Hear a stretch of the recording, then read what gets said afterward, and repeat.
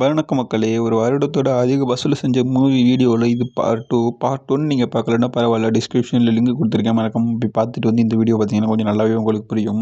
அந்த வீடியோவில் 1997லேருந்து 2010 வரையும் உள்ள படங்கள்லாம் பார்த்தோம். இந்த ஒரு வீடியோவில் 2011லேருந்து 2025 வரையும் உள்ள படங்களை பற்றி தான் பார்க்க போகிறோம். இந்த 2011 பார்த்தீங்கன்னா ஹாரி பாட்டர் சீரிஸோட கடைசி பார்ட்டாக வந்த இந்த ஒரு படத்தோட பேர் Harry Potter and the deathly Hallows.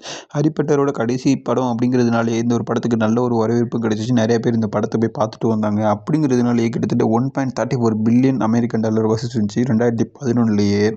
இந்த ஹாரி பாட்டர் சீரிஸோட கதையோட இறுதி பாகம் அப்படிங்கிறதுனாலே மிகப்பெரிய ஒரு வரவேற்பு கிடைச்சி இந்த படத்தை நிறைய ரசிகர்கள் நல்லாவே கொண்டாடவும் செஞ்சாங்க. இந்த ஒரு படத்தோட வசூலை இந்தியன் ருபீஸில் சொல்லணும் அப்படின்னா கிட்டத்தட்ட 10,000 கோடிக்கு மேலே. அடுத்து நம்ம பார்க்க போகிற படத்தை பற்றி நிறைய பேருக்கு பிடிச்சிருக்கும், நல்லாவே தெரிஞ்சிருக்கும் அப்படின்னு கூட சொல்லலாம். த அவெஞ்சர்ஸ்.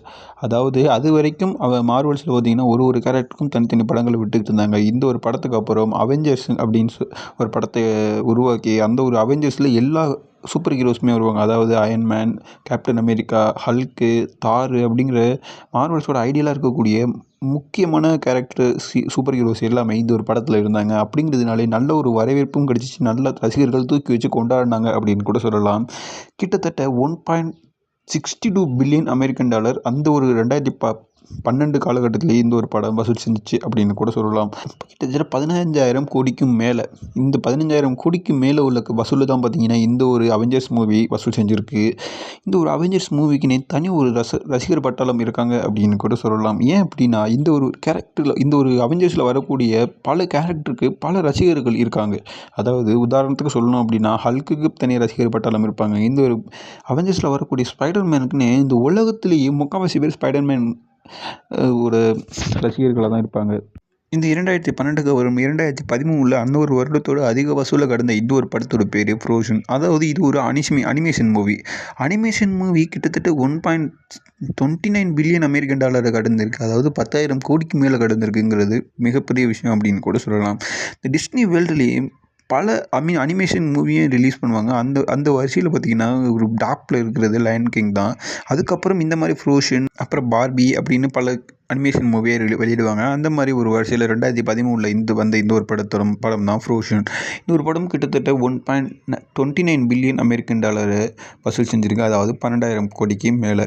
இதுக்கப்புறம் பார்த்தீங்கன்னா 2014 அந்த ஒரு வருடத்தோட அதிக வசூலை கடந்த படமாக இருக்கக்கூடியதான் இந்த ஒரு படம். அதாவது நம்ம எல்லாருக்குமே தெரிஞ்சிருக்கும். இந்த கார்லாம் வரும். கார் அப்படியே ரோபோட்டாக மாறும்ல, பெரிய ஒரு உருவமாக மாறும்ல, அந்த மாதிரி ஒரு படம் தான் இந்த ஒரு படம். இந்த ஒரு படத்தோட பேர் டிரான்ஸ்ஃபார்ம் ஏஜ் ஆஃப் எக்ஸ்டிங்ஷன்.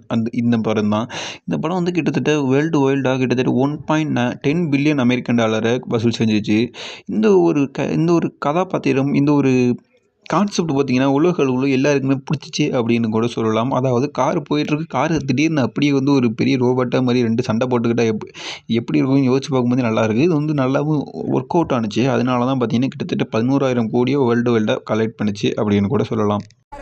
இதுக்கப்புறம் 2015 அந்த ஒரு வருடத்தோட அதிக வசூல் செஞ்சு கடந்த ஒரு படமாக இருக்கக்கூடியதான் இந்த ஒரு படம். இதாவது ஸ்டார் வார்ஸோட 1வது படமாக வந்த ஒரு படம் தான் இந்த ஒரு படம். அதாவது Star Wars the Force of Awakens அப்படிங்கிற இந்த ஒரு படம் தான். இந்த ஒரு படம் உலக அளவில் கிட்டத்தட்ட $2.7 பில்லியன் அமெரிக்கன் டாலரை கடந்திருக்கு.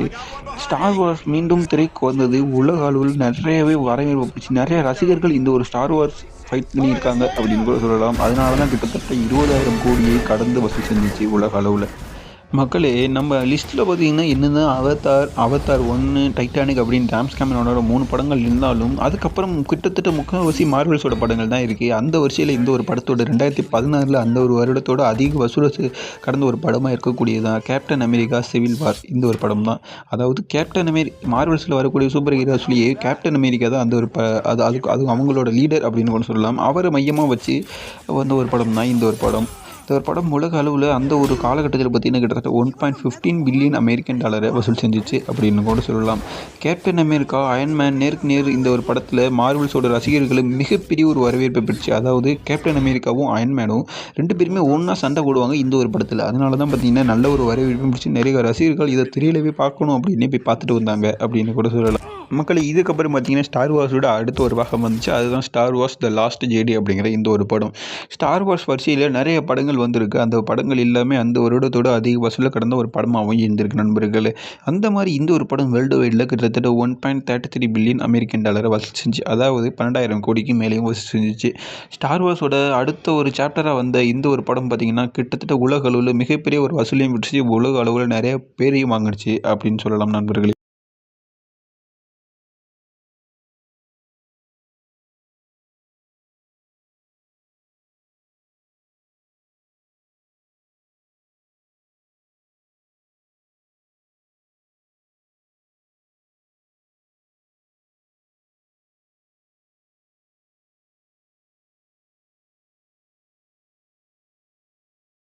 Prepare to jump into hyperspace on my mark. All right.